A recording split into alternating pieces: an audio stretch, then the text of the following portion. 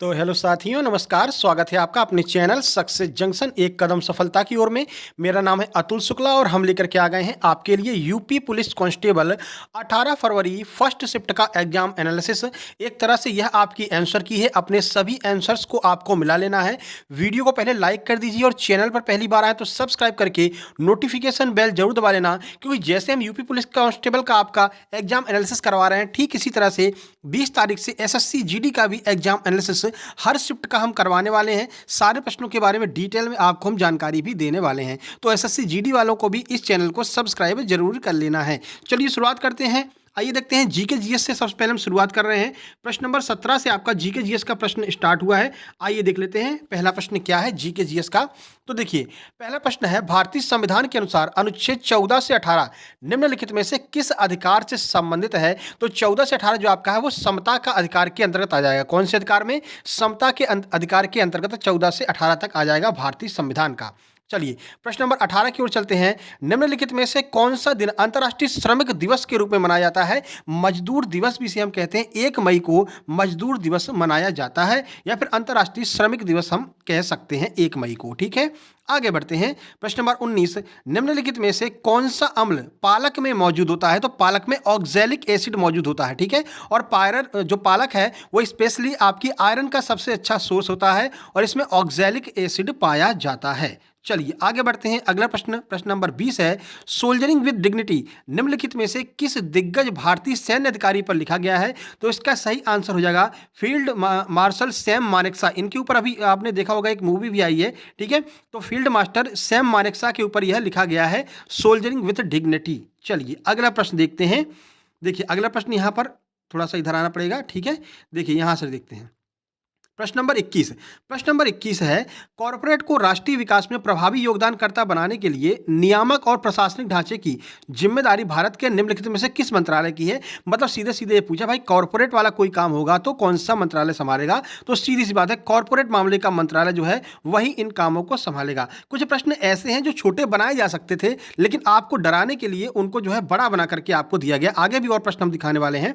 देखिए अगला प्रश्न है, भौतिकी अनुसंधान प्रयोगशाला मुख्य परिसर निम्नलिखित में से कहाँ स्थित है? इसका मुख्यालय कहाँ पर स्थित है? तो इसका सही आंसर हो जाएगा अहमदाबाद। अहमदाबाद में यह स्थित है।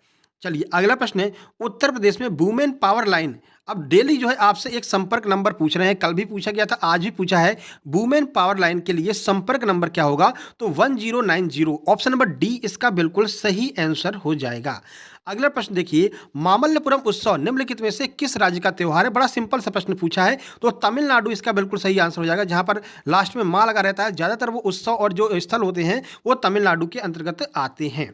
चलिए अगला आगे बढ़ते हैं। प्रश्न नंबर 25 की ओर चलते हैं। देखिए प्रश्न नंबर 25 आपके सामने है, निम्नलिखित में से कौन सा व्यय केंद्र सरकार की भौतिक या वित्तीय संपत्तियों के निर्माण के अलावा अन्य उद्देश्यों के लिए भी किया जाता है? तो यह आपका राजस्व व्यय हो जाएगा। ऑप्शन नंबर बी इसका बिल्कुल सही आंसर हो जाएगा। आगे बढ़ते हैं। प्रश्न नंबर 26 बड़ा सिंपल सा यह आपसे प्रश्न पूछा है, प्राचीन जैन और बौद्ध ग्रंथों के अनुसार कितने महाजनपद हुआ करते थे? तो कुल 16 महाजनपद हुआ करते थे और इन महाजनपदों के बारे में हमने आपको पहले भी बताकर रखा है। चलिए आगे बढ़ लेते हैं। प्रश्न नंबर 27, निम्नलिखित में से कौन उत्तर प्रदेश के जिलों में सर्वोच्च रैंकिंग वाला पुलिस अधिकारी होता है? तो यह आपका एसपी हो जाता है, सहायक पुलिस आयुक्त। ठीक है, एसपी यानी पुलिस अधीक्षक। ठीक है, ये एसीपी नहीं होगा, एसपी यानी पुलिस अधीक्षक जो है वो सर्वोच्च अधिकारी हो जाता है पुलिस का। जिलों की बात यहाँ पर की जा रही है। ठीक है, चलिए भाई आगे बढ़ते हैं और अगला प्रश्न देख लेते हैं। देखिए अगला प्रश्न है, ऊपर चलते हैं थोड़ा सा। प्रश्न नंबर 28, निम्नलिखित में से कौन सी फसल खरीफ की फसल नहीं है? यानी कि आपसे रबी की फसल पूछा गया है। तो ज़्यादातर जो 2 अंकों में 2 शब्दों में लिखी रहती हैं वो रबी की फसल होती है। तो ये आपका जो गेहूं है यह आपका सही आंसर हो जाएगा। गेहूं आपका रबी की फसल हो जाएगा। चलिए आगे बढ़ लेते हैं, अगला आंसर देखते हैं। निम्नलिखित में से कौन सा बंदरगाह, रोज एक बंदरगाह भी पूछा जा रहा है, कौन सा बंदरगाह भारत का सबसे बड़ा कंटेनर बंदरगाह होगा? तो कंटेनर बंदरगाह के अंतर्गत आपको जवाहरलाल नेहरू पोर्ट लगाना है। जवाहरलाल नेहरू बंदरगाह बिल्कुल सही आंसर हो जाएगा। प्रश्न नंबर 30 देख लेते हैं। निम्नलिखित में से किस घटना के कारण मोहनदास करमचंद गांधी जी ने 1922 में असहयोग आंदोलन को रोक दिया था? तो सबको पता है भाई, चौरा चौरी घटना हो गई थी, पुलिस थाने को जला दिया गया था, इस वजह से उन्होंने असहयोग आंदोलन को रोक दिया था। तो प्रश्न नंबर 30 हो गया। प्रश्न नंबर 31 की ओर चलते हैं। देखिए प्रश्न नंबर 31, ये आ गया आपका प्रश्न नंबर 31।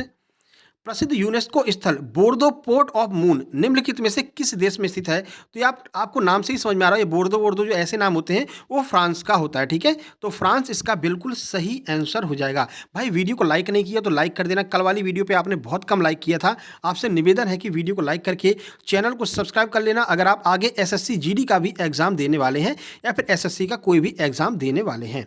उत्तर प्रदेश में राजकीय स्वतंत्रता संग्राम संग्रहालय शहीद स्मारक किस स्थान पर स्थित है? तो सही आंसर आपका मेरठ हो जाएगा। मेरठ में शहीद स्मारक की स्थापना की गई है। सारे प्रश्न जो है वो हमने जो पीडीएफ दी थी करंट अफेयर की, उसी करंट अफेयर की पीडीएफ से आए हैं। तो जो लोग भाई आगे एग्जाम देने जाने वाले हैं एसएससी जीडी का, वो लोग भी हिंदी और पीडीएफ, हिंदी की पीडीएफ और करंट अफेयर की पीडीएफ जरूर मंगा लें। और नंबर देख लीजिए, आपको टेलीग्राम पर ही हम डाल देंगे, टेलीग्राम चैनल की लिंक दी गई है डिस्क्रिप्शन में, वहां से आप इसको ज्वाइन कर सकते हैं। उत्तर प्रदेश में हाल ही में किस क्षेत्र में पीएमजेवाई के कार्यान्वयन के लिए 2023 में पुरस्कार प्राप्त किया है? तो स्वास्थ्य सेवा में अच्छे प्रदर्शन के लिए इनको 2023 का यह पुरस्कार दिया गया है। प्रश्न नंबर 34, जनगणना 2011 के अनुसार उत्तर प्रदेश राज्य का समग्र लिंगानुपात क्या है? यानी कि यूपी का लिंगानुपात आपसे पूछा है भाई, तो 912 इसका जो है बिल्कुल सही आंसर 912 हो जाएगा। और भारत का कितना है? तो भारत का 943 है, ठीक है। चलिए प्रश्न नंबर 35 की ओर चलते हैं। देखिए ये रहा आपके सामने प्रश्न नंबर 35। देखिए कितना बड़ा बना दिया। अगर ये इसको चाहते तो छोटा पूछ सकते थे, लेकिन आपको डराने के लिए इसको इतना बड़ा क्वेश्चन बनाया है। देखिए, अंतर्राष्ट्रीय श्रम संगठन आईएलओ ने बाल श्रम के वैश्विक विस्तार और इसे खत्म करने के लिए आवश्यक कार्रवाई और प्रयासों पर ध्यान केंद्रित करने के लिए 2002 में बाल श्रम के खिलाफ विश्व दिवस की शुरुआत की। प्रत्येक वर्ष विश्व बाल श्रम निषेध दिवस किस तारीख को मनाया जाता था?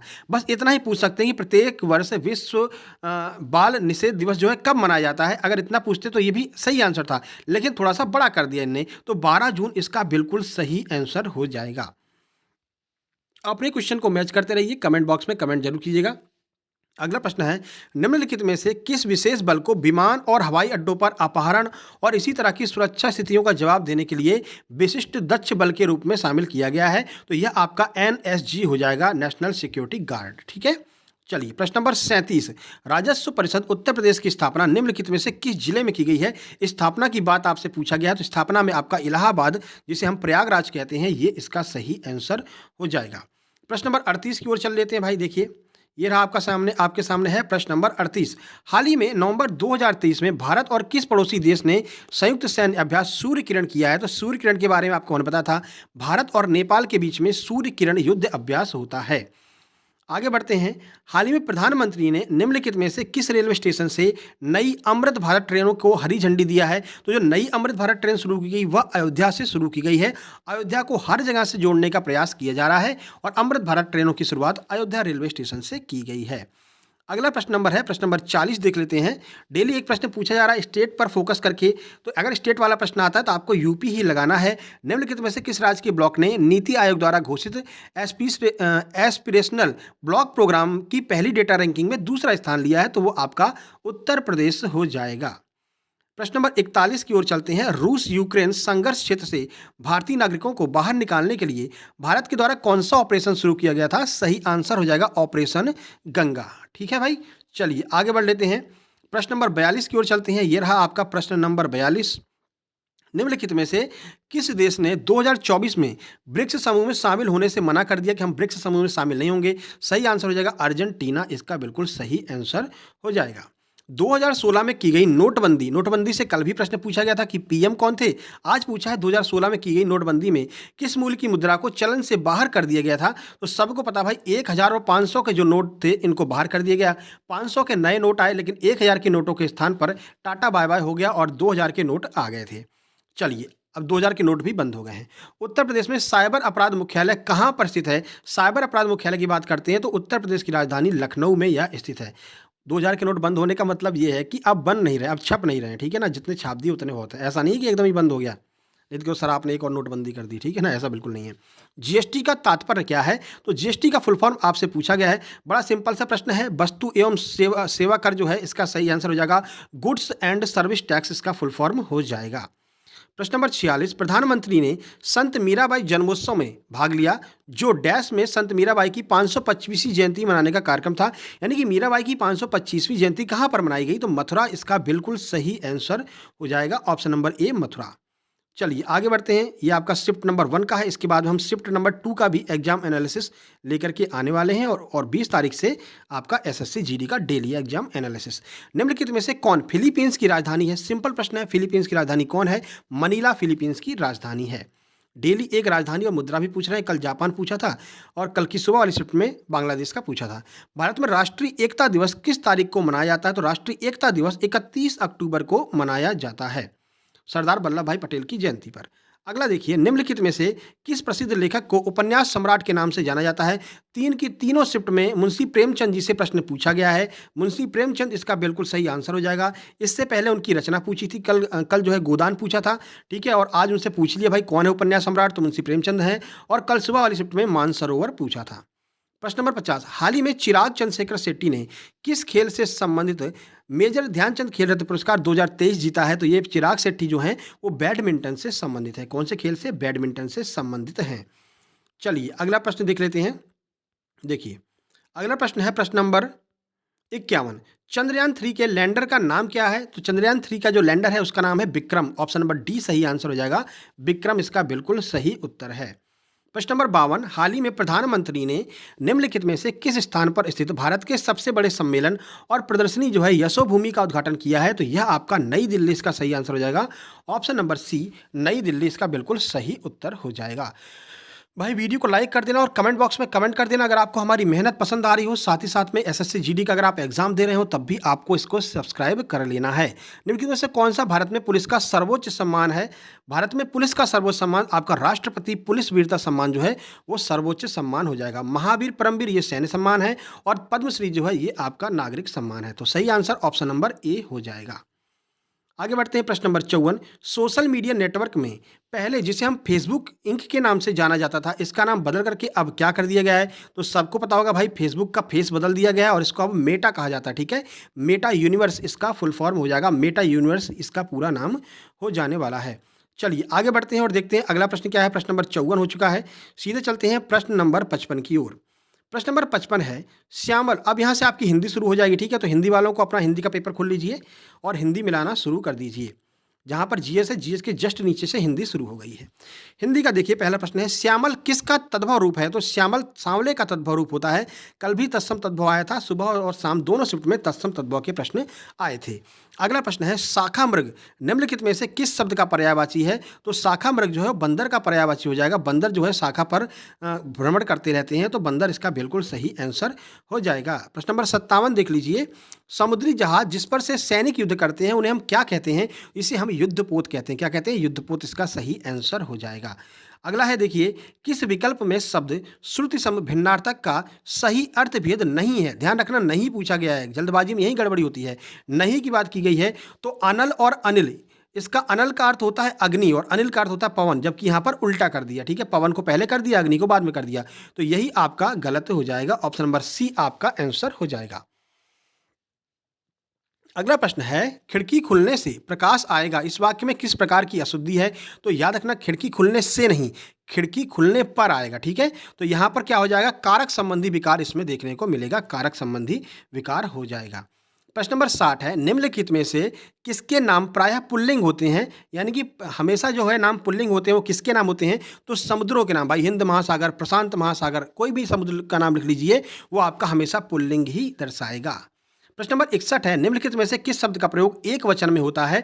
तो दल जो है इसका प्रयोग एक वचन में होगा। जो भी समूहवाचक संज्ञाएं होती हैं उनको हम हमेशा एक वचन में लिखते हैं।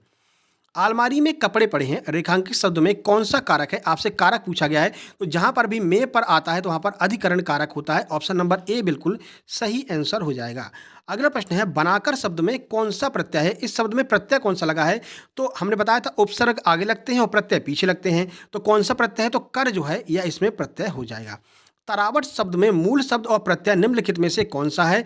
तो तर प्लस आवट इसका सही हो जाएगा। ऑप्शन नंबर डी बिल्कुल सही आंसर हो जाएगा, तर प्लस आवट। अगला प्रश्न है, आराम कुर्सी शब्द में कौन सा समास है? तो भाई आराम कुर्सी का अगर हम समास बनाएंगे तो आराम के लिए कुर्सी किस क्या हो जाएगा? इसमें तत्पुरुष समास बिल्कुल सही हो जाएगा। लक्ष्य का तद्भव रूप बताइए। तो लक्ष्य का तद्भव रूप लाख होता है, याद रखना, ये लख नहीं होता है, लक्ष्य नहीं होता, लक्ष्य नहीं होता है, लाख इसका बिल्कुल सही आंसर ऑप्शन नंबर डी हो जाने वाला है। चलिए आगे बढ़ते हैं, अगला प्रश्न देख लेते हैं। देखिए देखिए अगला प्रश्न प्रश्न नंबर 67 है, जैनेन्द्र शब्द का संधि विच्छेद क्या होगा? तो Jain plus Indra, option number D बिल्कुल सही आंसर हो जाएगा। जैन प्लस इंद्र जो है इसका सही आंसर होगा। निम्नलिखित में से कौन सा विवरण चिन्ह है? तो ऑप्शन नंबर बी जो है ये आपका विवरण चिन्ह हो जाएगा। ठीक है, चलिए भाई आगे बढ़ते हैं। अब ये इसमें बहुत कन्फ्यूजन है लोगों को। देखिए कौन सा शब्द है, कौन सा विशेषण संख्या को दर्शाता है? तो संख्या को दर्शाने के लिए दर्जन का प्रयोग करेंगे। 10 मीटर कपड़ा नहीं होगा क्योंकि यह परिमाण को दर्शाता है। दर्जन आपका संख्या को दर्शाएगा। एक दर्जन में 12 होते हैं तो इन्हें हम काउंट कर सकते हैं। ठीक है, अगला देखिए, मच्छर भिनभिनाते हैं, इस वाक्य में कौन सी क्रिया होगी? तो इसमें नाम धातु क्रिया होगी। कौन सी? नाम धातु क्रिया हो जाएगी। अगला प्रश्न है, लता मंगेशकर गीत गा रही हैं, यह किस वाक्य का है? तो ये आपका ये लता मंगेशकर गीत गा रही हैं, ये किस वाक्य का है? तो ये अपूर्ण वर्तमान काल है, अभी गा ही रही हैं, लगातार चल रहा है। ठीक है, तो अपूर्ण वर्तमान काल ऑप्शन नंबर सी हो जाएगा। मजदूरों द्वारा पेड़ काटा गया, तो किसी के द्वारा काम करवाया जा रहा है तो कर्मवाच्य हो जाएगा। वाच्य पूछा है, ऑप्शन नंबर सी कर्मवाच्य सही आंसर होगा। ठिठक जाना मुहावरे का अर्थ निम्नलिखित में से कौन सा है? तो ठिठक जाना का अर्थ होता है रुक जाना, एक जगह पर खड़े हो जाना। ठीक है, बाकी भाई पेपर लीक की जो खबरें चल रही हैं उसके ऊपर हम आपको बाद में वीडियो बनाएंगे और कट ऑफ के ऊपर भी वीडियो बनाएंगे। फिलहाल हम यहाँ पर पढ़ लेते हैं भाई, अपने आंसर को मार्क कर लेते हैं। और जिनके जिनके भी नंबर मान लीजिए 120 100 के आसपास आ रहे हैं वो लोग भी अपनी रनिंग शुरू कर सकते हैं। ठीक है, फिलहाल उसके बारे में बाद में बात करेंगे। अभिज्ञ शब्द का विलोम क्या हो जाएगा? तो अभिज्ञ का विलोम अनभिज्ञ हो जाएगा। कट ऑफ वाली वीडियो भी अगर आप देखना चाहते हैं तो इस चैनल को सब्सक्राइब जरूर कर लेना और टेलीग्राम चैनल ज्वाइन कर लेना, लिंक डिस्क्रिप्शन बॉक्स में दी गई है।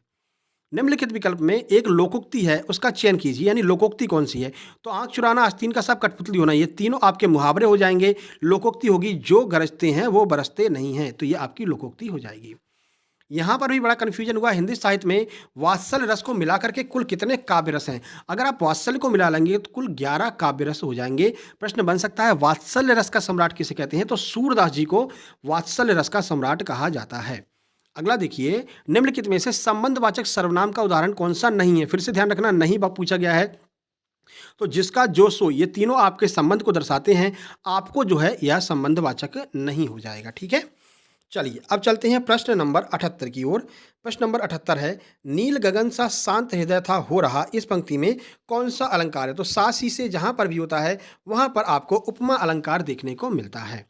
हरि शब्द का अनेकार्थी शब्द निम्नलिखित विकल्पों में से कौन सा नहीं है? ज़्यादातर आपसे जो पूछा है वो नहीं पूछा है, यही आपका कन्फ्यूजन कर देता है क्योंकि एग्जाम सेंटर पर बड़ा प्रेशर रहता है माइंड पे। ठीक है ना, तो सही आंसर आते हुए भी हम लगाना भूल जाते हैं। सही आंसर दूध हो जाएगा। बाकी सर्प, सिंह और सूर्य ये तीनों हरि के पर्यायवाची हैं, लेकिन जो आपका दूध है यह इसका अनेकार्थी नहीं होता है।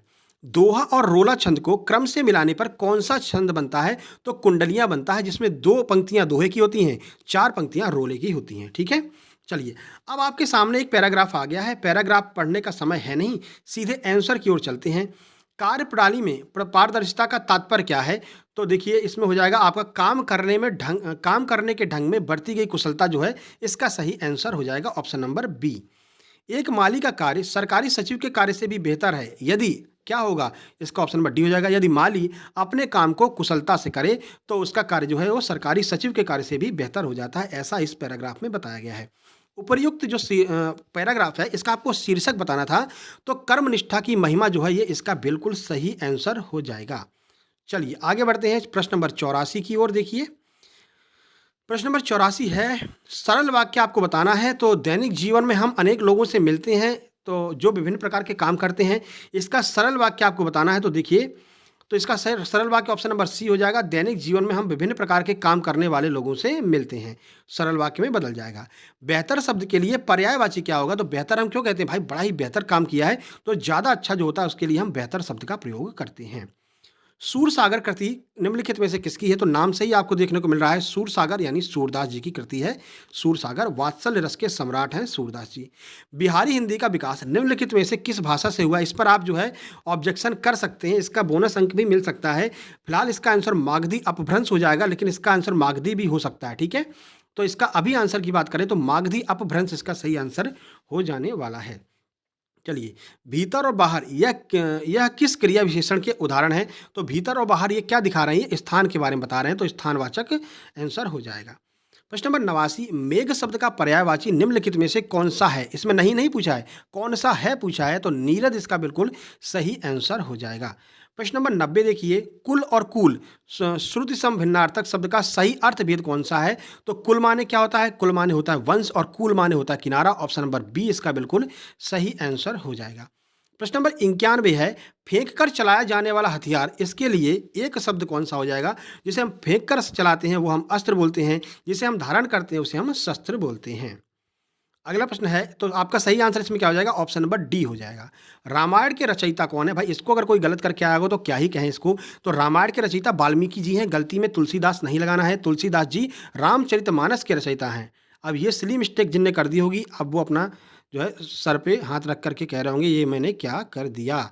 चलिए यहाँ से आपका जो है मैथ स्टार्ट हो गया। तो मैथ और रीजनिंग की वीडियो हम आगे लेकर के आने वाले हैं।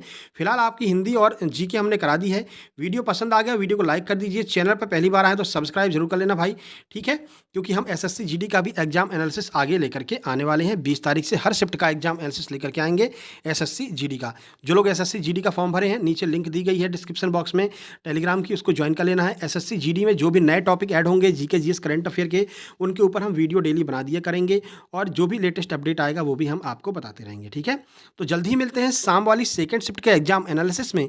तब तक के लिए नमस्कार, धन्यवाद।